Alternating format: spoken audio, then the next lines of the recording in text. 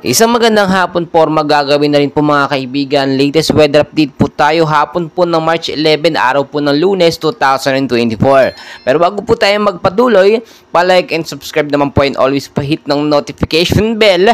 Maraming salamat po. So ang hypnosis po natin, galing na rin po sa DOST Pag-asa. Northeast monsoon po nakakapekto sa ilang bahagi po yan ng Northern Luzon at may easterlies din po tayo sa ilang bahagi po ng ating bansa. Mga kaibigan, pangunahan ko na po kayo, wala pa naman po tayong bagyong binabantayan sa loob ng Philippine Area of Responsibility. Pero sa labas ng PAR sa ating mga kalapit bansa o kapitbahay na bansa, meron po mga sama ng panahon o mga low pressure area na namataan sa kanila. At hindi posible na magkaroon din po tayo sa mga susunod na linggo. So imomonitor at babantayan po natin yung galaw po ng mga sama ng panahon na yan.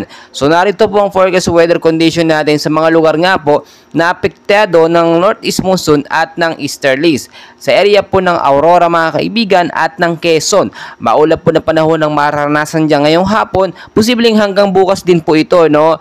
At mag-ingat po sa bandang gabi naman kung baka sakali magkaroon ng mga isolated light trains to heavy rainfalls pagdating sa gabi. Tulad po yan ng easterlies na sa Pag-asa, posibleng ang impact po niya, no, yung pagbabaha sa mababang lugar at landslide naman sa mga landslide prone area.